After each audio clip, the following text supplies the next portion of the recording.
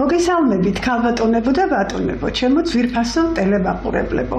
ვაგრძელებთ საავტორო გადაცემათა ციკლს საუბრები ჟურნალისტიკაზე, უცვლელი სლოგანით სიმართლე სიკეთით. დღეს საკმაოდ არაორდინალური სტუმარი გვყავს. თუ ჩემ სტუდენტობაში გავრცელებულ პოპულარულ გამოთქმას გამოვიყენებ, ფიზიკოსი, ლირიკოსი და უფრო ზუსტად ლირიკოს, კიბერნეტიკოსი,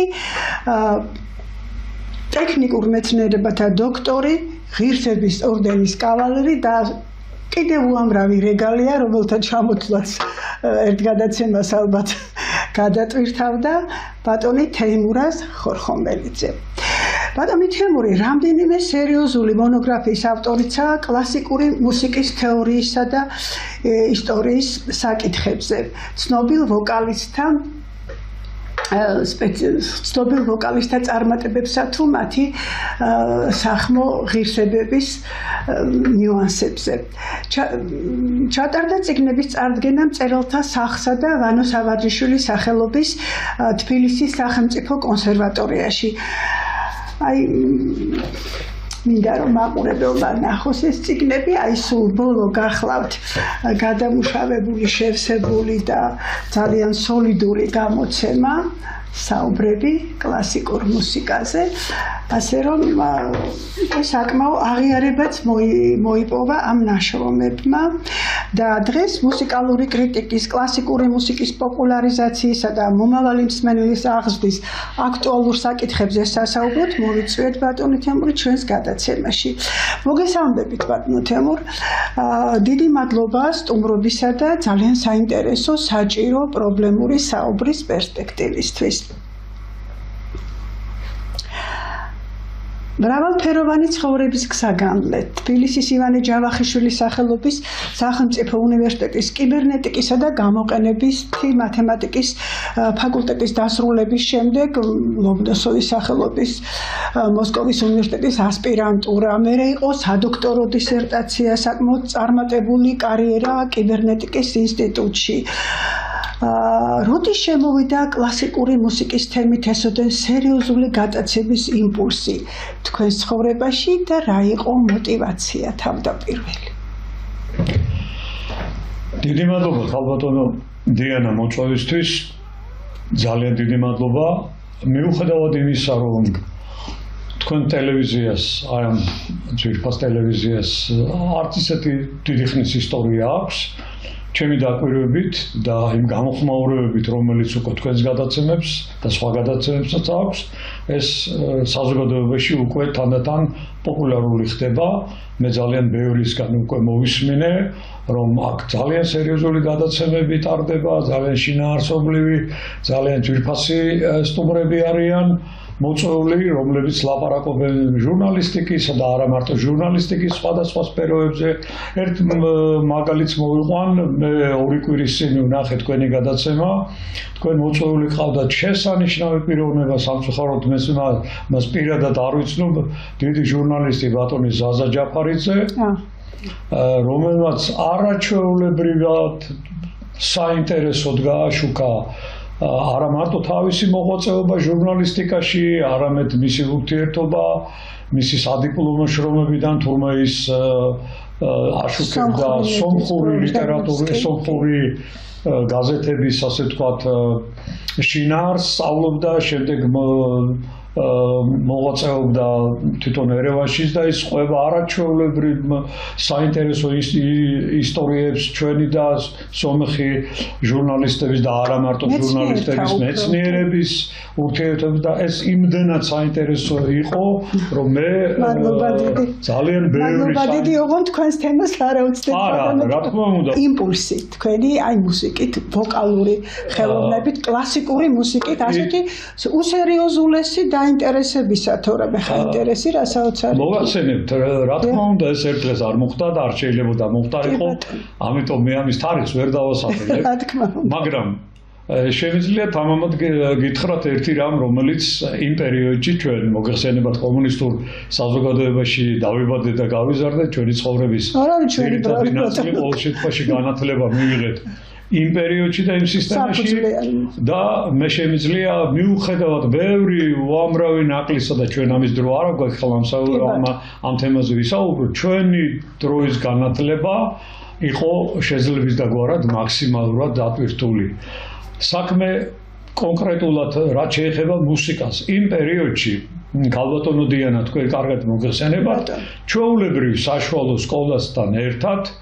იყო მუსიკალურ სკოლაში სწავლება თითქმის სავალდებულო თითქმის იმიტომ ვამბობ რომ აი მაგალითად ჩემ კლასში თუ თქვა 30-მდე მოსწავლე სწავლობდა აქედან ხამე ზუსტად ვერ გეტყვით იმ ციფრს მაგრამ დაახლოებით 15-დან 20-მდე დადიოდა მუსიკალურ სკოლაში მათ შორის თუ მეტი არა მე ამიტომ ახლა ზუსტად ციფრს ვერ დავასახელებ მაგრამ ეს ციფრი რომელიც მე ვთქვი 20 კაციდან 20 კაცამდე ესე ძალიან მაღალი ციფრია აი ამ სკოლებმა ჩემს ღმერთმენით ჩემს სამეგობროში ძალიან ბევრია ასეთი უდიდესი ასე ვთქვათ ბიძგი მისცა კლასიკური მუსიკის განვითარება საქართველოში მე შემიძლია თამამად თქვა რომ საქართველოს რომელსაც უდიდესი მიღწევები აქვს სხვადასხვა სფეროში, სხვადასხვა დარგებში და ასე შემდეგ, კლასიკური მუსიკის განვითარების ისტორიაში მსოფლიო დონეზე საქართველოს აქვს უდიდესი მიღწევები.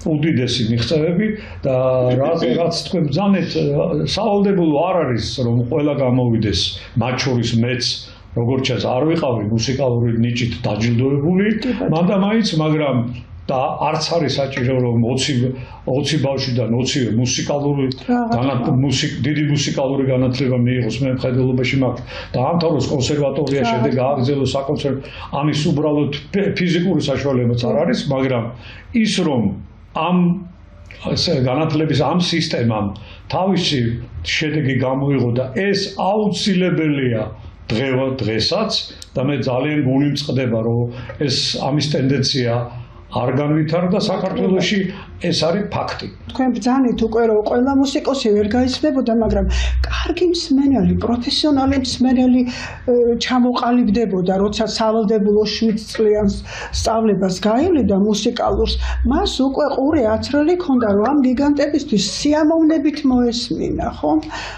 რა თქმა უნდა ესეც ერთი დიდი ღირსება იყო ამ მასობრივი განათლებისა მუსიკალურის რომ კარგ მსმენელად მაინც ყალიბდებოდა თუ თქვა არ ქონდა შესაბამისი მონაცემები და მუსიკოსი ყველა ვერ იქნება და არც არის საჭირო რა თქმა უნდა ქალბატონო დიანა აი ეს როგორმე უნდა აღდგეს ალბათ არა ბანოთ რა თქმა უნდა თქვენ ვიფიქროთ და ვიზრუნოთ თქვენ აბსოლუტურად სიმართლე ბრძანებთ აბსოლუტურად რა თქმა უნდა ადამიანს მრავალი მოსმენი და სხვათა შორის კლასიკურ მუსიკას აქვს ერთი არ ვიცი ხა ნაკლი დავარქვა თუ როგორ სირთულე რომ კლასიკური მუსიკის ნაწარმოები ეს ოპერას ეხება თუ და მე შემიძლია უამრავი მაგალითი მოვიყვანო შეიძლება პირველად მოისმინო და არც კი მოგეწონოს მაგრამ თუ მას მოისმენ მეორედ მესამედ მეოთხედ და ასე შემდეგ ის შემდეგ ჯდება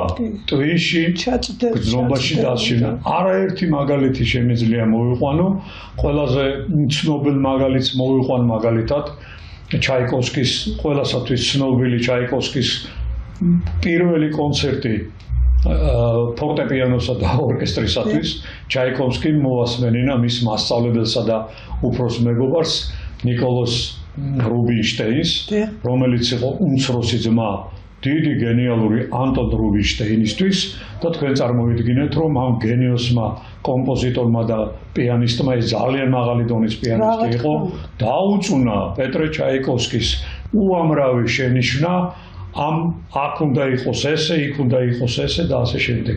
თქვენ წარმოვიდგინეთ რომ პეტრე ჩაიკოვსკი ამითაც არის გენიოსი, რომ მან არც ერთი მისი შენიშვნა არ გაითვალისწინა, არც ერთი, ასე ვთქვათ, შესწორება არ გააკეთა ამ გენიალურ ნაწარმოებში და ჩვენ მივიღეთ ის, რაც მივიღეთ, რაც არის საოცრება, როდესაც დიდმა გერმანელმა დირიჟორმა კარაიანმა მოისმინა ეს კონცერტი, მან თქვა, რომ მე ამის თანასაოცრება არ მომისმენია. რომ არ ვთქვა დღეს ბიზეს ოპერა კარმენი, რომელიც დღეს ყველაზე პოპულარულია იმ ოპერებს შორის, რომელიც პრაქტიკულად იდგმება მსოფლიოს ყველა თეატრში. თქვენ წარმოვიდგინეთ, რომ ბიზეს ეს ოპერა დაიწუნეს მაყურებელმა ის ტვენით დატოვა ის დარბაზი, რამე თუ აქ ცოტა იმ პერიოდში ოპერას ესწრებოდა მაღალი, ასე თქვათ, რანგის საზოგადოება, მათ ეს ვულგარულად ჩათვალეს და ბიზე სხვათა შორის ამას გადაყვა და ეს სამისთვის ამის ნერვიულობას და ეს სამთვის მე გარდაიცვალა. ერთადერთი კაცი, ვინც პირველსავე მოსმენის დროს შეაფასა ეს ოპერა ისევ და ისევ პეტრე ჩაიკოვსკი იყო, რომელმაც გენიალური სიტყვები დაუტოვა ისტორიას. მან თქვა, რომ გავაწლები და ეს ოპერა შესრულდება მილიონჯერ ყველა ქალაქში, ყველა ქვეყანაში, ყველა სოფელში და ასე შემდეგ და ასე შემდეგ. და ასეც არის. გენიალური პეტრე ჩაიკოვსკის ეს სიტყვები დამართლდა 100%-ით. თქვენს წიგნებში არაერთი საკვანძო საკითხია სკრუპულოზურად გამოკვლეული, რაც დიდად აჭარბებს უბრალოდ კლასიკური მუსიკის მოყვარულის, მელომანის დამოკიდებულებას და ექსპრესიულ მიდგომებს. ენაცვლება მეცნიერული საფუძვლიანი კვლევა ჭეშმარიტების დასადგენად, რაც აი თქვენი წინა საუბარიც ამის დასტური იყო. ცხადია, ყველა მათგანს ერთი გადაცემა ვერ დაიტევს სამწუხაროდ, მაგრამ ვფიქრობ, ძალიან საინტერესო იქნება უმთავრესად საუბრობ ტელემაყურებელს, საიდან იღებს სათავეს დასაბამს დღეს ესოდენ ფასეული ელიტარული კლასიკური მუსიკა და როგორი განვითარება ჰპოვა მან საეკლესიო რეფორმაციის პერიოდში. ის ერთ-ერთი ფუნდამენტური საკითხია თქვენი კვლევებისა და მინდა რომ ფართო მაყურებელს ამაზე ესაუბროთ. ქალბატონო დიანა, ძალიან დიდი მადლობა ამ შეკითხვისთვის, ძალიან დიდი უღრმესი მადლობა. რამე თუ ჩემ და სამწუხაროდ ეს საკითხები, არ ვიცი, მრავალ მიზეზთა გამო ნაკლებად იცის საზოგადოებამ, ხანდახან ახალგაზრდებს, მით უმეტეს ახლა ძველგაზრდებს ნაკლებად კადრებ, ვეკითხები ხოლმე შეხვედრების დროს, როდესაც ისინი ხვდებიან ან კონსერვატორიაში, ან ოპერის თეატრში, ან საერთოდ ზოგადად ცხოვრებაში, ვეკითხები, რომ საიდან მოდის თან ისეთ ბავშვებს, რომლებიც მეუბნებიან, რომ მე დავდივარ მუსიკას ნაზიარებს სკოლაში, დიახ, ისინი იცნობენ კლასიკურ მუსიკას, ჩემს მარტივ კითხვაზე, საიდან მოდის ისე და რატომ აქვია მას კლასიკური მუსიკა, პასუხი ხანდახან არის ძალიან ჩემთვის დამთვრინველი. ხშირად ამბობენ კლასიკური მუსიკა კლასიკოსებისგან მოსდის. ანუ მათ ხედულობაში ყავთ ბეთჰოვენი, მოცარტი და ასე შემდეგ. ზოგი ამბობს, არ ვიცი, ზოგი, სხვადასხვა ასე თქვა პასუხებია. არაადეკვატური. მე თითქმის განსაკუთრებით ახალგაზრდებში არ შემხვედრია ჩემ და სამწუხაროდ და ეს იყო ერთ-ერთი მოტივაციაც რატომ დავწერე მე ეს წიგნი და ასეთი ფორმით და ასეთი შესავალით, რომ ახალგაზრდებს და ხანდახან ძველგაზრდებსაც კარგად აეთვისებინათ, რატომ ქვია მას კლასიკა და საიდან იწყებს ის სათავეს. მე დღეს ამ გადაცემაში შემიძლია კატეგორიულად განვაცხადო თუ ვინმეს ასე ვთქვათ, რაღაც დაეჭვებს, ბოდიში ვიხდი, მაგრამ მე ჩემ ასე არ ვდგავარ და სხვანაირად არ ძალდიც. რამე თუ ამას მე წლები შევალე. კლასიკური მუსიკა, ქალბატონო დიანა. დაკავშირებული კი არა აღმოცენდა ქრისტიანული რელიგიის წიაღში და ის არის გაგრძელება საეკლესიო ქრისტიანული საეკლესიო მუსიკის. არც ერთ სხვა რელიგიას გრიგორი პირველი ისიც დიდად წოდებული და ისიც წმინდანად აღიარებული, რომელიც 590-604 წლებში იყო რომის კათოლიკოსი, რომის პაპი, რომელიც მანამდე 7 წელიწადი მუშაობდა კონსტანტინოპოლში და მან ბრწყინვალედ შეისწავლა ბიზანტიის ისტორია, აი ამ კაცმა, რომელიც ამბობდა, რომ განათლება ეკლესიის მტერია, ის მიხვდა, რომ მუსიკას აქვს ფანტასტიკური ძალა, ზემოქმედება ადამიანებზე, როდესაც ადამიანები განსაკუთრებით ეკლესიაში შეზღუდულ სივრცეში 500, 600, 700 კაცი იკრიბება და მღვდელი კითხულობს, ლოცვებს თუ მას ხალხი აყვა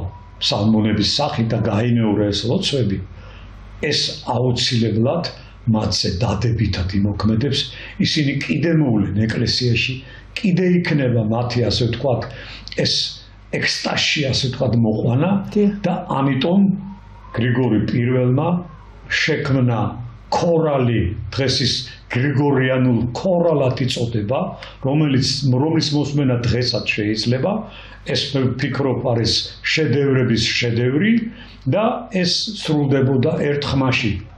გრიგორი პირველი და სხვა დიდი სამღვდელოება მონაზონები ამბობდნენ, რომ ღმერთი ერთია და ამიტომ მას ერთ ხმაში უნდა მივმართოთ. და ამიტომ ამას ასრულებდნენ მხოლოდ მამაკაცები ეკლესიებში და ეს შესრულება იყო მხოლოდ ერთ ხმაში. ეს პროცესი გაგრძელდა დაახლოებით 12 საუკუნე, 12-13 საუკუნე, მანამ არ შემოვიდა ეგრეთ წოდებული პოლიფონია და აქ მე ხაზი მინდა გავუსვა პირველად ჩვენს გადაცემაში განსაკუთრებული წვლილი აღნიშნო ქართველების მათი განსაკუთრებულობის გამო, იმიტომ რომ ჩვენ ვიცით რომ მე-12 საუკუნის ბოლოს და მე-13 საუკუნის დასაწყისში აშენდა პარიზის ღვთისმშობლის ტაძარი, სადაც სპეციალურად ჩამოყალიბდა მამაკაცთა გუნდი, რომელიც შეისწავლიდა ამ ქორალებს და იქ გამოჩნდნენ პირველი კომპოზიტორები, რომლებმაც დაიწყეს ამ ქორალების 2 და 3 ხმაში გადატანა. ამ პერიოდში საქართველოში, ანუ პოლიფონიის პირველი ნაბიჯები გადაიდგა. ამ პერიოდში საქართველოში ქართველები ეკლესიაშიც და ეკლესიის გარეთაც უკვე მღეროდნენ პოლიფონიურად. მე არ ვიცი და ისტორიკოსებიც ძალიან რთულად არიან ამ საკითხთან დაკავშირებული, მე ბევრი მაქვს წაკითხული, მაგრამ კატეგორიული განცხადება არ არის არსად. სად შემოვიდა პირველად პოლიფონია? სად შემოვიდა ეროვნულ მუსიკაში თუ კლასიკურ მუსიკაში, საკრავებში თუ სხვაგან და სხვაგან, მაგრამ ფაქტია, რომ ქართველები უკვე ამ საუკუნე ჩვენ წელთაღრიცხვაშიც და წელთაღრიცხვის იქითაც ძველ წელთაღრიცხვაში ქართველები მღეროდნენ პოლიფონიურად, ანუ 2 და 3 ხმაში. ეს ამ თემაზე ძალიან ბევრ ქართველს, უდიდეს ქართველებს აქვთ გამოკვლევები ჩატარებული, მათ შორის არ შემეძლია არ აღნიშნო ანზორ ერქომაიშვილი, აცხონა ღმერთმა მისი ნათელი სული. მე ძალიან გამეხარდა და პირდაპირ ავით ცრემლებიც კი წამომივიდა. ამ ტელევიზიის ერთ-ერთი დამაარსებელი, მე ცრემლებიც კი წამომივიდა, როდესაც გავიგე მისი გარდაცვალება, მაგრამ ძალიან გამეხარდა. ძალიან მე პირველად შეიძლება, როდესაც გავიგე, რომ იგი უნდა დაეკრძალათ თაწმინდის პანთეონში. თაწმინდის პანთეონში ჩვენ კარგად ვიცით, ვინც არიან დაკრძალული, ჩვენი დიდი ილია და სხვები ქართული საზოგადოების წყინვალე თავრესია ბანოთემურ ორი აზრი არავის ქონია მაგაზე. ორი აზრი ორი აზრი არავის არ ქონია და არ შეიძლება ქონოდა. იმიტომ რომ ანზორ ერქომაიშვილი დამსახურება ამაზე საუკუნეების შემდეგაც ისაუბრებენ. სხვა საკითხები კი ბატონო, მე უბრალოდ არ შემეძლო ბატონი ანზორი ამ გადაცემაში როგორც პოლიფონიის ერთ-ერთი ასე ვთქვათ დიდი 8 წლი და ამაგი აქვს მას შეუფასებელი ჯერ კიდევ. შეუფასებელი, მან გამოსცა მისი წიგნები გამოვიდა სხვა შორის მრავალენაზე, მათ შორის იაპონურად, მე ნანახი მაქვს ეს წიგნები და ძალიან ასე ვთქვათ დიდი საქმეა გაკეთებული. ანზორი დარჩა ისტორიაში როგორც უღირსეულესი ქართველი კაცი. საქართველოს ქალები კლასიკური მუსიკის კონკურსებზე, იმიტომ რომ საამაყო აქაც ბევრი გვაქვს. ყველაფერს ვერ მოვიცავთ, მაგრამ ქალბატონო დიანა. თავი აქცენტები, თორე ამას ერთი გადაცემაც არ ეყოფა ქალბატონო დიანა, თქვენ წინა კითხვაში ბოლო ნაწილით ბრძანეთ, როგორც ჩანს, თქვენს კარგად ხართ გარკვეული რელიგიის ისტორიაში და მუსიკის ისტორიაში კონკრეტულად და თქვენ ბრძანეთ, რომ აი შემდეგ კიდე რა მოხდა რეფორმაციამ. სულ 2-20 სიტყვით. ამის შემდეგ დაიწყო, ასე ვთქვათ, პოლიფონიის განვითარება და ჩვენ ნელ-ნელა მივადექით ბახს, ანუ ბაროკოს, ანუ 1600 წელს. ისეთ რა, შეიძლება რელიგია გწამდეს, შეიძლება არ გწამდეს და ასე შემდეგ, მაგრამ ადამიანების და განსაკუთრებით გენიოსების გაჩენაში და დაბადებაში ამ ქვეყანაში რომ მონაწილეობს ღმერთი, ეს შეიძლება რამდენიმე მაგალითითაც კი შემოვიფარგლოთ. შეიძლება განა რომ გერმანიაში ერთი და იგივე წელს რაღაცა თვეებშია განსხვავება კონკრეტულად 1685 წელს დაიბადოს ბახი ერთის მხრივ და გენდელი მეორეს მხრივ. შეიძლება, მე მგონია, რომ ეს აქ ღმერთის ხელი ნამდვილად ურევია. 7 წლით ადრე დაიბადოს ვივალდი. აი, როგორ ხდება ეს? თქვენ როგორი საინტერესო კვლევა გაქვთ ჩატარებული სწორედ აი ამ დაბადების თარიღებში. ესეც ერთი ცალკე დიდი თემაა. ეს ცალკე დიდი თემაა, რა თქმა უნდა. ხო გითხარით, ოკეანეა თემებისა და პრობლემებისა ამ ნაშრომებში, ასე რომ თულია ძალიან გამოცურვა აქედა. ნაშრომებში არ ვიცი, მაგრამ ბახი და გენდელი რო ოკეანეა და ვივალდიზე კიდე მათგანი კი. არაფერი არ თქვა, სხვა შორის ვივალდის ნაწარმოებებიც კი სრულად არ არის მოპოვებული და შესწავლილი, თქვენ წარმოიდგინეთ რა დონის მოღვაწე იყო. 1829 წელს მენდელსონმა გოეთეს მოასმენინა ბერლინის და სხვათა შორის ჰეგელიც ესწრებოდა ორი გენიოსი, წარმოიდგინეთ დარბაზი,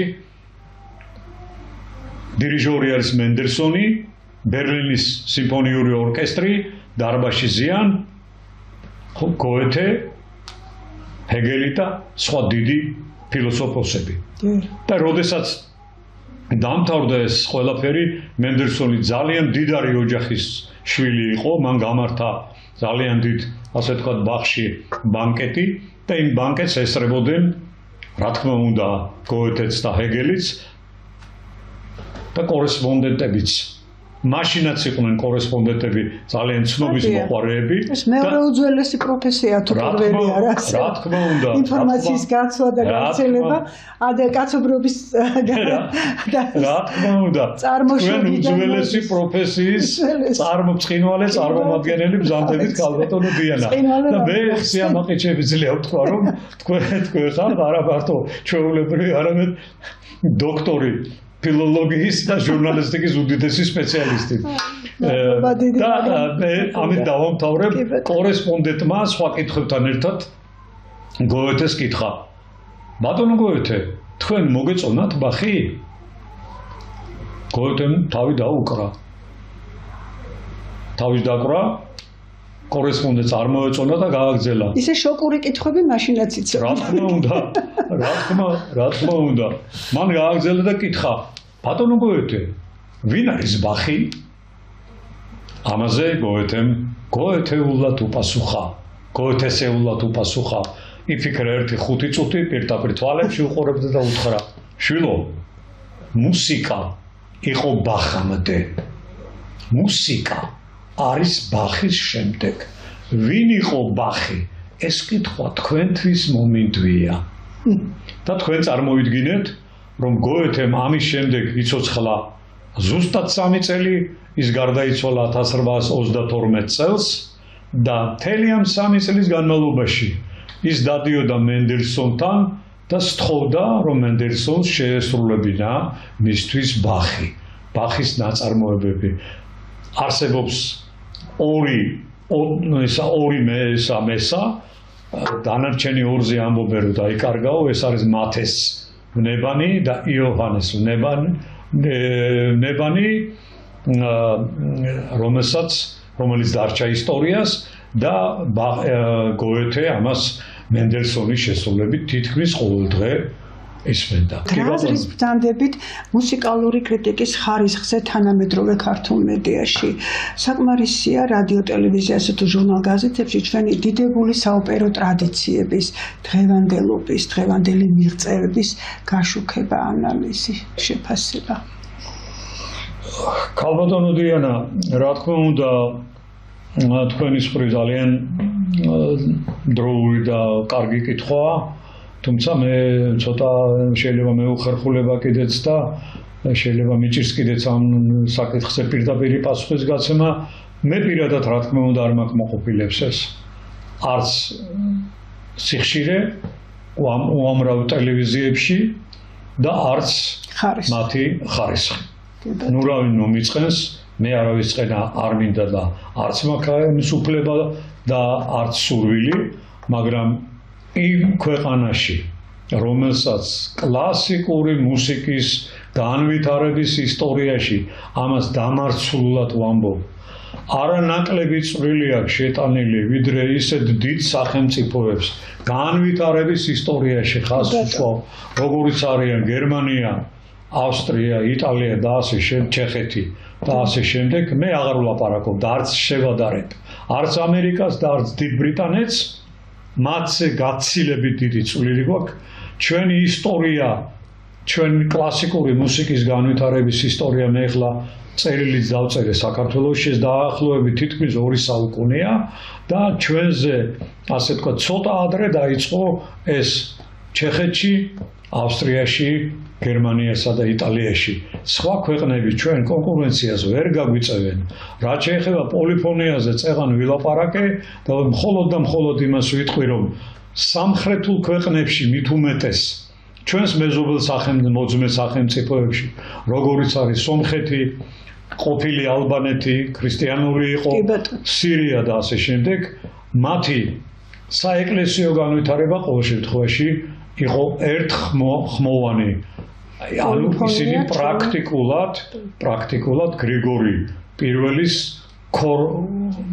ქორალს ასე თქვა აგრძელებდნენ.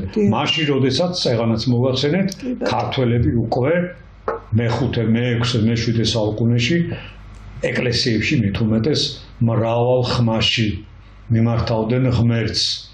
დავით ალადაშვილი ატარებს პატარა გადაცემა და ასე შემდეგ, მაგრამ ხო ეს მაინც უფრო სასულველის დონეზე ხო ეს უფრო მაინც ასე თქვათ გადაცემა ისეთი რომელიც პროფესიონალებისთვის უფრო ასე თქვათ ისა ალადაშვილი ძალიან კარგი არაჩვეულებრივი პიროვნება მე მის კონცერტებზე ძალიან ხშირად ვარ ნამყოფი განსაკუთრებით მომეწონა ბეთჰოვენის მესამე კონცერტის მისეული შესრულება, მაგრამ ეს არაა საკმარისი. აუცილებლად საჭიროა ესეთი გადაცემების, რომლებშიც გაშუქებული იქნება თუნდაც ელემენტარულ დონეზე. რელიგიის ისტორია, ჩვენი ისტორია, ქართული მართლმადიდებლური ეკლესიის ისტორია და მისი დამოკიდებულება თუნდაც მუსიკისადმი. ძალიან ცოტა ქვეყანა ვიცი პირადად მე, სადაც მათ 5 წარმომადგენელს აქედან 4 ქალია და 1 ქალი მოეგოთ ამ კონკურსის აეღოთ პირველი პრემია და გრან პრი. ეს არის მარგარიტა ლონგისა და ჟაკ ტიბოს უდიდესი და უძველესი კონკურსი, რომელიც მარგარიტა ლონგმა ამ ისტორიულმა ქალმა, რომელიც მეგობრობდა სერგეი რახმანინოვთან და ალექსანდრე სკრიაბინთან 1953 წელს, როგორც კი ჰიტლერი შევიდა ბერლინში, მან ამის პროტესტის ნიშნად ჟაკ ტიბოსთან, რომელიც მევიოლინე იყო და ის მერე ავიაკატასტროფაში ესპანეთში გარდაიცვალა, ჩამოაყალიბა კონკურსი. მე რომ მკითხო, თავისი წონით და რანგით ის შეიძლება, პირველიც კი იყოს, თუმცა სამეულში რა თქმა უნდა შედის. აი ამ კონკურსში მარინამ დივანმა 1961 წელს აიღო პირველი ადგილი, ისე რომ კონკურენტებიც კი ძალიან შორს ჩამოიტოვა. იგივე კონკურსში 1965 წელს უკვე 67-ში და 74-ში ჩვენმა ვირტუოზმა მევიოლინეებმა ისეთები როგორიც იყვნენ აწ უკვე გარდაცვლილი ჩვენი ლეგენდა ლიანა ისაკაძე ნაკლებად ხომ არ შეიძლებოდა ახლა რომ არ გეთქვი ჩვენ ამის შესახებ. ხო, ნუ საოცრება, ნუ ლიანა ისაკაძეზე შეიძლება მართლაც ფენომენალური. ძალიან დიდხანს ვისაუბროთ, თუნდაც ერთ მომენტს მოგიყვანთ 90-იანი წლები. ხო, მაპატიეთ დავამთავრებ ლიანა ისაკაძე, შემდეგ აიღო იაშვილმა, ნანა იაშვილმა და შემდეგ რუსუდან გვასალიამ. 90-იან წლებში ლიანა ისაკაძე მოუწია გერმანიაში გადასახლებელ, პრაქტიკულად კამერული ორკესტრი წაიყვანა და იქ მოგეხსენებათ რა წლები იყო აქ მუსიკა ომი. თუმცა არაჩვეულებრივი ჩანაფიქრი ჰქონდა მას კარსანში უნდა მუსიკალური სოფლის აშენება და მაშინ ძალიან ცუდად მოექცა ხა არ დავაკონკრეტებ ერთი ჩვენი საკმაოდ სახელოვანი თანამემამულე და საქართველოს დაკარგა ეს დიდი პერსპექტივა მე დღემდე გული მტკივა საქართველოს დაკარგა ეს პირდაპირ ბრძოლა გამოუცხადა ქალბატონ ლიანას ისეთი საბაბით რომ ახლა ამაზე ლაპარაკიც კი სამწუხაროდ და აი ამას უკავშირდება რაღაც დროში უკავშირდება და მე ვარაუდობ რომ ეს დიდი გულის ტკივილი იყო სწორედ იმის მიზეზი რომ მან მოიგო გერმანიის საზოგადოება მსმენელმა, თუმცა ის ყოველწლიურად მართავდა ქართველის არ უღალატია, მას არ უღალატია ამ საქმისთვის და მაგრამ ის იდეა დარჩა იდეა განუხორციელებლად ალბათ არ ვიცი ვინ შეუძლია ახლა ამის გაკეთება ეს დიდი ტკივილი დარჩა ტკივილად და დანაკლისად რა თქმა უნდა ქალბატონი ლიანა ორივე წუთი შევჭერდებით მის ბიოგრაფიაზე და მის პიროვნებაზე თუმცა ის ღირსია რომ მას მთელი გადაცემა მიუძღვნა მაგრამ სისტემატურად უნდა მის შესახებ ესაუბროთ ახალგაზრდებს და მოვასმენინოთ ლიანა ისაკაძე რომლის კონცერტებზე რამდენიმე ძალიან მოკლე ფრაგმენტს გეტყვით ვინ იყო ის და 1958 წელს როგორც ვიცით ჩაიკოვსკის პირველ კონკურსზე რომელიც ისტორიას დარჩა როგორც ლეგენდარული ასე ვთქვათ ის დღესაც გრძელდება მაგრამ მაშინ პირველი 3-4 კონკურსები ლეგენდარული კონკურსები იყვნენ იმიტომ რომ მისი მონაწილეების შემსრულებლების გარდა იქ კომისიაში იყვნენ ნუ აი ბევრჯერ გავიმეორე სიტყვა ლეგენდა შეიძლება მაყურებელს მოვაბეზრე კიდეც თავი მაგრამ არ შემიძლია ამ სიტყვას რეალობას ვერ გავექცევით ეს იყო ლეგენდები ხა როდესაც კომისიაში მუშაობს დიმიტრი შოსტაკოვიჩი დიმიტრი კაბალევსკი რიხტერი სვიატოსლავ რიხტერი ემილ გილერსი ლევ ობორინი და ასე შემდეგ ეს ლეგენდარულები და ეხლა ოდნავ პაუზას გავაკეთებ რომლის კონკურსში სპეციალურად მოიწვიეს წეგან ვახსენეთ ვინც იყო და რაც იყო მარგარიტა ლონგი რომელიც ასაკის გამო ის უკვე 90 წელს უახლოვდებოდა ჩამობძანდა მხოლოდ მეორე ტურში აი ამ კონკურსში გამარჯვებულმა პირველმა გამარჯვებულმა ვან კლიბერნმა ვენ კლაიბერნმა შემდეგ მოგიყვებით რა მოხდა ჩვენ თანამემამულე ლასენკოსა და მას შორის მან პირველი რაც გააკეთა 1959 წელს ის ჩამოვიდა თბილისში და მას ბევრ სხვა რაღაცებთან გამართა კონცერტიც მოასმენინეს 14 წლის ლიანა ისაკაძე და ვენ კლაიბერნმა ამ მომავალმა ვარსკვლავმა ხმამაღლა დაიყვირა ეს საოცრება ეს რამდენიმე წლის შემდეგ მთელ მსოფლიოს დაიპყრობს და მართლაც მოხდა ზუსტად 65 წელს რამდენიმე წელი იყო გასული ქალბატონმა ლიანამ წინვალეთ მოიგო მარგარიტა ლონგი შემდეგ მოიგო სხვა კონკურსები სხვათა შორის ჩაიკოვსკის კონკურსზე მესამე ადგილი აიღო და ასე შემდეგ ძალიან ორიგინალური გამოკვლევა გაქვთ სტალინი და მისი ურთიერთობის შესახებ კორიფეებთან, დიდ მუსიკოსებთან და მე იცით რა დავინახე აქ რომ ზოგადად ჩვენ ხშირად ვამბობთ ჟურნალისტების და არაჟურნალისტების წრეშიც რომ დიდი ხელოვნება, დიდი სპორტი, დიდი მეცნიერება ყოველთვის იყო და არის პოლიტიკა. პოლიტიკასთან გადაჯაჭვული და ეხლა თქვენ თავად წერთ რომ სტალინი შეუსწავლელი ფენომენია.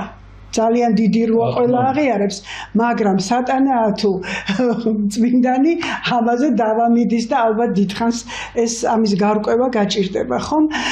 მაგრამ ფაქტია, რომ აი სწორედ პოცდამი ახსენეთ თქვენ და აი ამის პირდაპირი მაგალითია ეს ფაქტი, რომ მან საბჭოთა და რუსული ვოკალის კორიფეები და მუსიკოსები წაიყვანა პოცდამის შეხვედრაზე. თქვენ წერთ ამის შესახებ და იქ უკვე რუზველტი აღარ იყო, ტრუმენი იყო, რომელიც აღარ იყო ისეთი განათლებული, ისეთი ენამახველი, როგორიც რუზველტი და აი პირდაპირ დააშამათა აი ამ ვოკალისტების და ამ მუსიკოსების გამოყენებით ესეთი დიპლომატიური სვლა გააკეთა. გენიალური შეიძლება ითქვას. აი ამის შესახებ მინდა რომ ფართო მაყურებელთან ისაუბროთ, რომ აი როგორ არის პოლიტიკა, როგორ არის დიპლომატიაში ძალიან ესეთი მოხერხებული იყო ზოგჯერ აი როგორ იყენებს დიდი დიპლომატი ამას გონებამახვილი ადამიანი. აი ეს ნიმუშად მინდა რომ თქვენ ამის შესახებ. სტალინი ნამდვილად განათლებული კაცი იყო მუსიკალურად. 1953 წელს შემდეგ 45-ში და ისევ 45-ში თეირანში, პოცდამსა და იალტაში, უпроსორეთ იალტასა და პოცდამში გაიმართვა სამი დიდი ქვეყნის მეთაურების შეხვედრა. სტალინს დიპლომატიაც იყო, ჭკუაც და პოლიტიკური ნაბიჯიც იყო ალბათ. მან შეუთვალა ამ ლიდერებს, რომ იცით რა, ჩვენი შეხვედრები არ არის ერთდღიანი და თქვენ წარმოედგინეთ თეირანში მობილიზებული იყო მთელი გიტლერის, ასე ვთქვათ, დაზვერვა და სამსახურები, რომ წარმოედგინეთ, რომ მათ მოეკლათ ეს სამი ლიდერი. გიტლერი ნამდვილად მოიგებდა მაშინ მეორე მსოფლიო ომს. ამიტომაც იყო რომ სტალინმა მას რუზველტს შესთავაზა ერთად ვიცხოვროთ ერთ ჩემს რეზიდენციაში და უფრო მეტიც ჩვენ გვექნება მრავალდღიანი შეხვედრები, დაძაბულობა ყველაფერი და მოდით ეს რომ მოხსნათ, ჩამოვიყვანოთ, თქვენს ჩამოვიყვანეთ თქვენი მუსიკოსები კლასიკური მუსიკის, ჩვენს ჩამოვიყვან ჩვენებს და ასე მოვაწყოთ, ასე ვთქვათ, თან განპირთვა და თან ასე ვთქვათ, გავეცნობით ერთმანეთის კულტურას. იმათ რა თქმა უნდა ეს წინადადება სიხარულით მიიღეს და როდესაც დაიწყო ეს ჩატარდა კონცერტები და ასე შემდეგ. ამ თეირანის შეხვედრაზე ბევრი არ არის ცნობილი და ჩემი ღრმარწმენით ეს იმდენად დაძაბული შეხვედრა იყო თან პირველი და თან არ დაგავიწყდეთ რომ მაშინ ომის ბედი ჯერ გადაწყვეტილი არ იყო ამის მერე ომი კიდე 2 წელიწად-ნახევარს გაგრძელდა და შეიძლება ეს სახუმარო მომენტებიც რომელსაც შემდეგ ჰქონდა ადგილები არ ჰქონდა. რაც შეეხება იალტას მე ეს არ მიწერია იმ წიგნებში. იალტაში მოხდა საოცარი ამბავი. როდესაც დაიწყო კონცერტი, მოლაპარაკებებს დამთავრდა, ძალიან მოკლედ მოყვები. ბუნებრივია, რუზველტი ყოველთვის იჯდა სტალინის გვერდზე, ჯერ სტალინის და მერე რუზველტი იქით ცოტა ოდნა მოშორებით ჩერჩილი. ისინი მეგობრობდნენ კიდეც, სამწუხაროდ რამდენადაც პოლიტიკოსების მეგობრობა შესაძლებელი. რამდენადაც პოლიტიკოსი, რამდენადაც სხვადასხვა ასე ვთქვათ, პოლიტიკურად დაპირისპირებული ქვეყნების, მაგრამ პიროვნება არის და პიროვნება. თქვენ წარმოიდგინეთ, მოხდა საოცარი რამ. სტალინმა არა მარტო თავისიანები იცოდა ბრწყინვალედ, ვინ იყვნენ და მეგობრობდა სოფრონიცკისთან და სოფრონიცკი იყო ალექსანდრე სკრიაბინის სიძე. სტალინი მასთან მეგობრობდა, არამედ იმათიც კარგად იცოდა ვინ იყვნენ. და როდესაც ისინი დასწრნენ და დაიწყო ასე ვთქვათ კონცერტი, ჯერ გამოვიდნენ საბჭოთა ასე ვთქვათ მუსიკოსები, სოფრონიცკი, გილერსი, ბარინოვა და ასე შემდეგ და შემდეგ ჯერ იმედგა ამერიკელებზე. გამოვიდა იაშა ხეიფიცი, არც მეტი, არც ნაკლები და მან დაუკრა გენიალური გერშვინის ოპერა პორგი და ბესის და ფანტაზია. რუზველტს შემთხვევით გამოუხედია სტალინისკენ. ეთყობა ფიქრობდა რა რეაქცია ექნებაო და სტალინმა ამ დროს გაიღიმა თურმე. გაიღიმა და ეს ღიმილი მას დარჩა ბოლომდე. იღიმებოდა კაცი და თურმე ეს რუზველტი აკვირდება, რომ დაამთავრდა ეს ყველაფერი. რუზველტო მეგობრულად კითხა.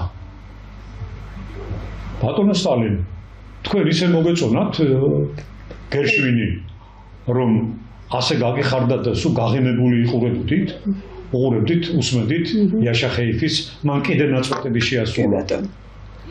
სტალინმა უყურა და უთხრა, არა, ჩემო მეგობარო, მე გერშვინი კი არ გამახსენდა, ჯერ ესეთი გერშოვი და მეორეც გერშვინი კი არ გამახსენდა. ხო, და მან ხაზი გაუსვა, რომ მე ესე იგი თქვენ გისმენდით და გიყურებდითო. სტალინმა უპასუხა სტალინისებურად.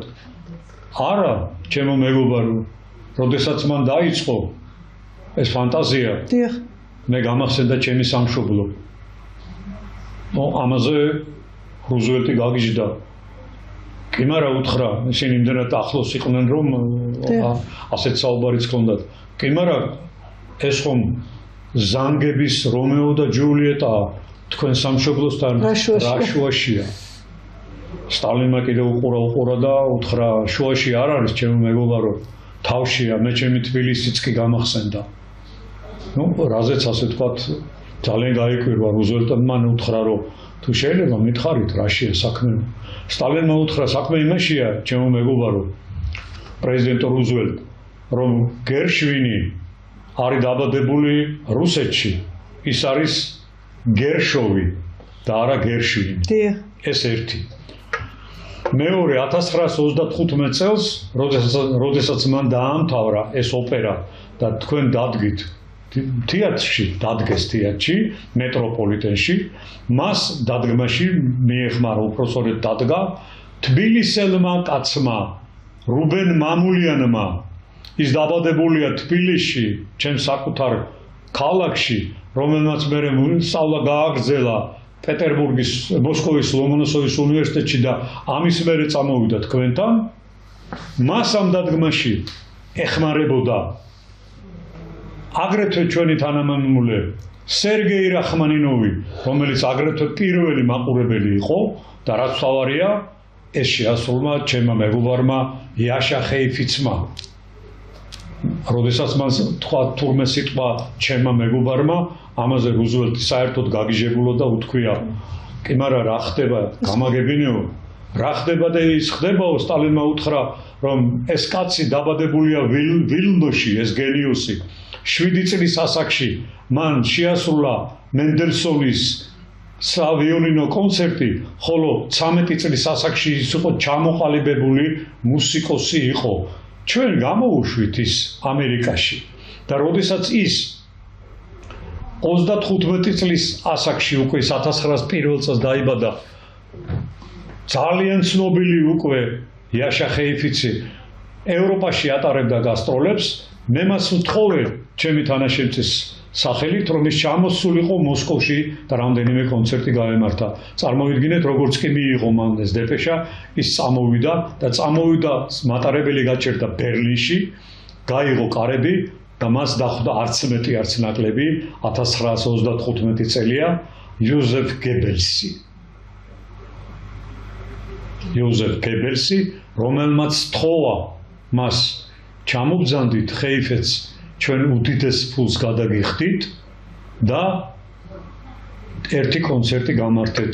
მან უთხრა, მე მელოდება ჩემი მეგობარი სტალინი. მიუხურა კარები და ჩამოვიდა მოსკოვში. სტალინმა ეს რა თქმა უნდა მიიღო დიდებულად, მან გამართა რამდენიმე კონცერტი და მე როგორც ამბობდნენ ისინი, მან თავის კაბინეტშიც მიიღო და ძალიან დიდხანს დიდი საჩუქრებით გამოუშვა უკან.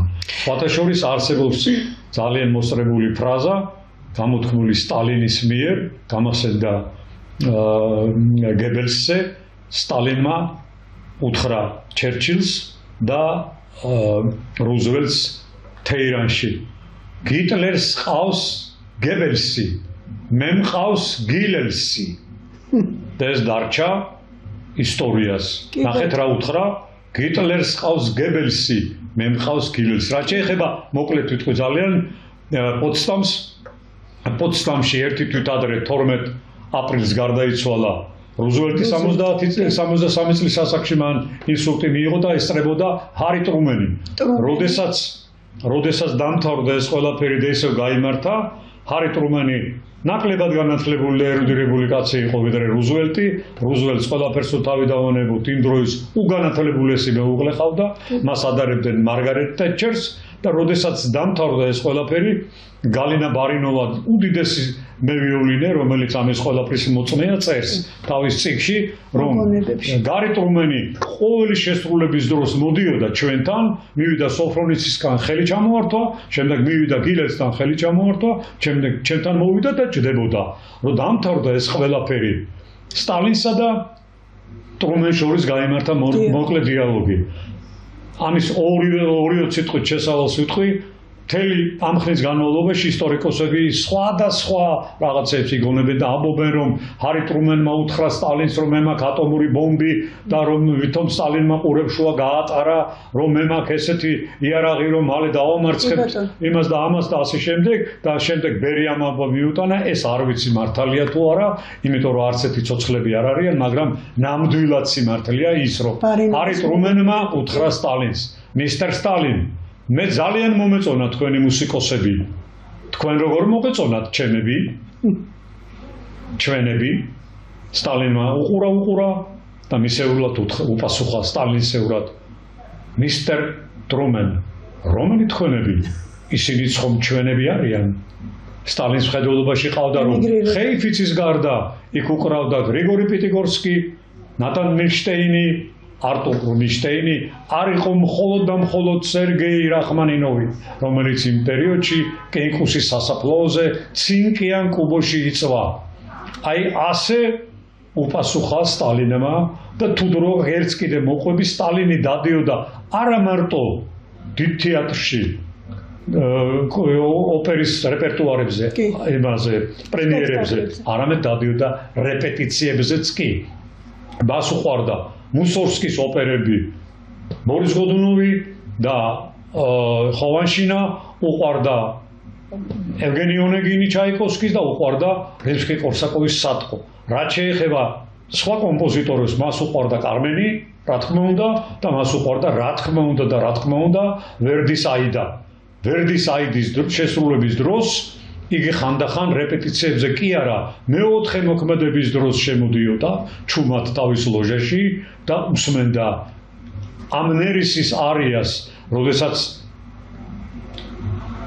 შედიან ისინი ეკლესიაში კლდეში, რადამესი და აიდა გადაფარებული ამნერისი ამ კლდეს ჩუმად მღერის.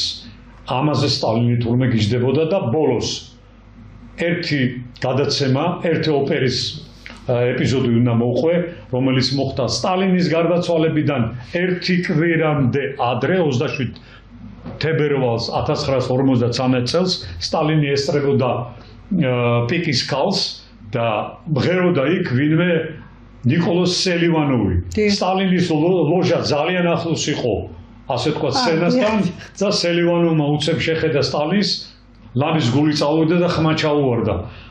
შუა დასვენების დროს სტალინმა გამოიძახა არკადი ანისიმოვი, მაშინდელი დირექტორი და უთხრა, თქვენ მეგობარო, რა ხარისხი აქვს ამ მომღერალს, მას რა თქმა უნდა ენამუჩილში ჩაუვარდა და ამოილუღლა ბატონო სტალინი. იგი არის რუსეთის ფედერაციის სახალხო არტისტი. სტალინმა ხმამაღლა დაიძახა. ხედავთ, ანისიმოვ, რა კეთილია საბჭოთა ხალხი, რომ ასეთ კაცს მიანიჭეს სახალხო არტისტობა. აი ეს არის ძალიან მოკლე. მე შემიძლია სტალინზე ძალიან კიდევ ბევრი რაღაცები. მხოლოდ სტალინზე მე მინდოდა ძალიან მესაუბრა, აი ისტორიული რომანივით იკითხება თითოეული თქვენი ვოკალისტის თავგადასავალი, ბიოგრაფიული დეტალები, მეტყველი დეტალები, გამოყენებული გაქვთ იქ საოცარი მეთოდები, სისტემური ანალიზის მეთოდი, ეს გადაჯაჭვულია. ძალიან უყვარდა ჩვენს დიდ მაესტროს ბატონ ნოდარ ანდღულაძეს თქვა ეპოქის სული ჩანს ხოლმე იცით აი რაღაც კომპლექსური კვლევა ინტერდისციპლინური იქ არის პოლიტიკაც თქვენ სამგამოკვლევებში და აი ერთ-ერთი ესეთი მაგალითი მქონდა ნოდარ ანდღულაძე ქართველების დიდი სიამაყე და ეპოქის სული არის დანახული თითოეული ვოკალისტის ბიოგრაფიასა და შემოქმედებაში და ამის თვალსაჩინო მაგალითია თქვენთან ენრიკო კარუზოს ბიოგრაფია, რომელიც ერთადერთხელ ყოფილა რუსეთში, მეფის რუსეთში გასტროლებზე და ისე საოცრად არის სარკისებური პრინციპით გაქვთ დახატული ნიკოლოზ მეორის პორტრეტი. აიცით, არის ასეთი მეთოდი ჟურნალისტიკაში, არ ვიცი, ხა თქვენს ქვეცნობიერში ალბათ ხა ჟურნალისტიკის თეორია ნამდვილად არ გისწავლიათ. საოცრად აი გაოცებული ვიყავი ამას რომ კითხულობდი და ძალიან ის არის წრიული კომპოზიცია გაქვთ გამოყენებული საოცრად რომ აი სევდიანი მოეჩვენა ნიკოლოზ მეორე და იმის შემდეგ რაც ნიკოლოზ მეორის ოჯახი გაანადგურეს ბოლშევიკებმა რუსეთისკენ აღარ გაუხედავს მას, რა თქმა უნდა, კაროზო იქ აღარ წასულა, ეს მისი პროტესტი იყო და მაგრამ მთელი ცხოვრება თქვენ წერდა მახსოვრდაო რუსეთის კაცრი კლიმატი და ნიკოლოზ მეორის სევდიანი გამომეტყველება. აი სარკისებური პრინციპია პირდაპირ გამოყენებული, ჩანს რომ თქვენ პერსონაჟის სიტყვებით დაახასიათეთ მთელი ეპოქა და ბოლშევიკების მთელი ის ბარბაროსული მოქმედება.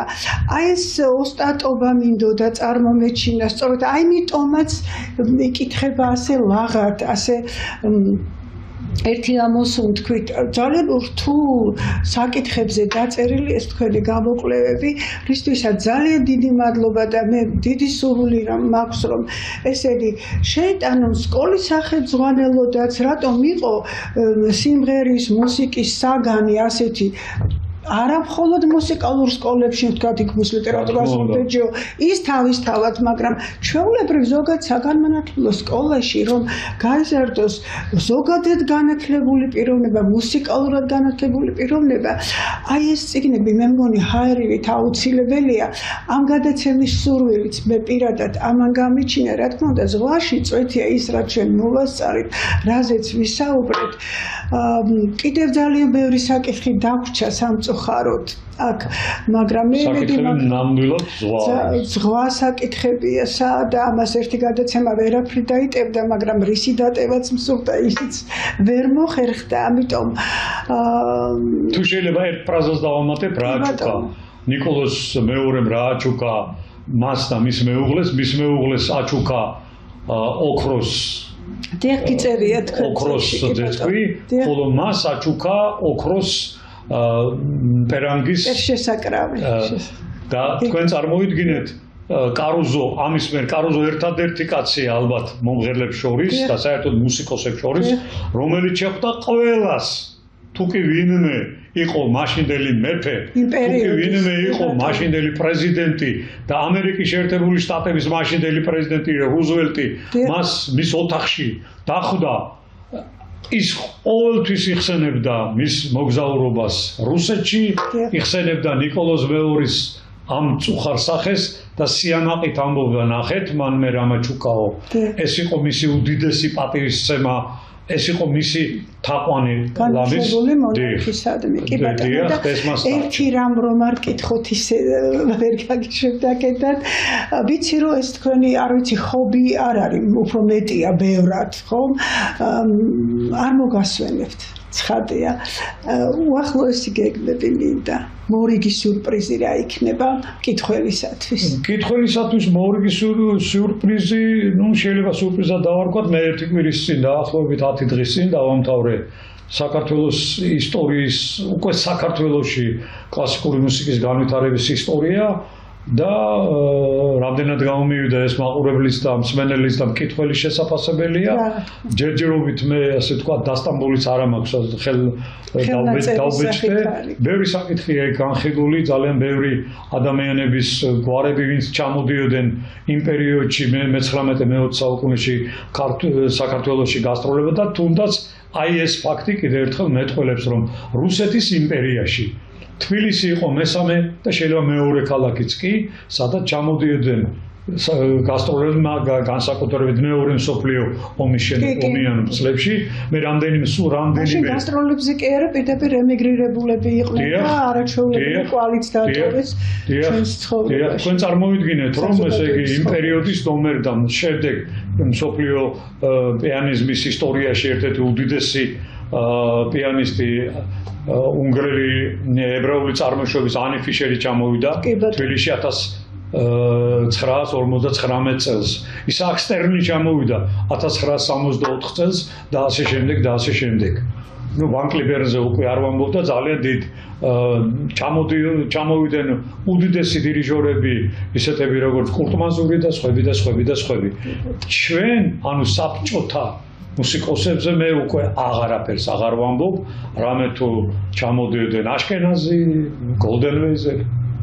ჩვენთან მუშაობდნენ, გოლდენვეიზერი მუშაობდა, მეგობრებო, ეს ლეგენდარული კაცი, რომელსაც 1902 წელს რახმანინოვმა მიუტანა თავისი ხელნაწერი, მისი ლეგენდარული მეორე კონცერტი და უთხრა მე დავწერე და ეგება ნახო და გოლდენვეიზერმა როგორც კი რამდენიმე ასე თქვათ აკორდი გააკეთა, მოტრიალდა და უთხრა შენ არ ახარ ნორმალურიო. ეს რა გააკეთე ბიჭო? აი ეს კაცი ჩამოდიოდა და მისაღებ გამოსაშვებ იღებდა კონსერვატორიაში. მასტერკლასებს ატარებდნენ 90-იანებში გალინა ვიშნევსკაის რეპეტიციებზე ქონდა ბედნიერება დავსწრებოდი. ჯერ აი უკვე 90-იან წლებში, მე 90-იანებში კონსერვატორიაში გალინა ვიშნევსკაის აქ ჩამოდიოდა, აქ მუშაობდა ნეიგაუზი, მეგობრებო. 1917 წელს მე წავიდა ეს მოსკოვში და გახდა ის, რაც გახდა ნეიგაუზი. აქ მუშაობდა ასპირანტურის განყოფილების გამგე იყო მარია იუდინა, რომელსაც სტალინისებდა სამწუხაროდ ყველა დრო ამოვწურებთ, რა თქმა უნდა, ზღვაში წვეთია ის, რაც მოვასწარით, მაგრამ დიდი იმედი მაქვს, რომ მაინც საინტერესო იყო. დიდ წარმატებებს გისურვებ და დიდ ხანს ტკბობას კაცობრიობის ამ საოცარი მონოპოვარით, რასაც საოპერო ხელოვნება ქვია. ერთი სიამოვნებაა თქვენს გვერდზე შესვლა ინტერნეტში და იქ ამ სამყაროში მოხვედრა. იმისთვისაც მადლობა, ამ ნაშრომებისთვისაც დიდი მადლობა და დიდი ინტერესი გაველოდებით ამ თქვენს მორიგ გამოკვლევას, მორიგ წიგნს. დიდი მადლობა გადაცემაში მობრძანებისა და საინტერესო. დიდი მადლობა თქვენ მოწვევისთვის, ამ საინტერესო კითხვებისთვის. დიდი მადლობა, მე იმედი მაქვს, რომ თქვენთან ძალიან საინტერესო, ჩემზე საინტერესო ადამიანები მოვლენ.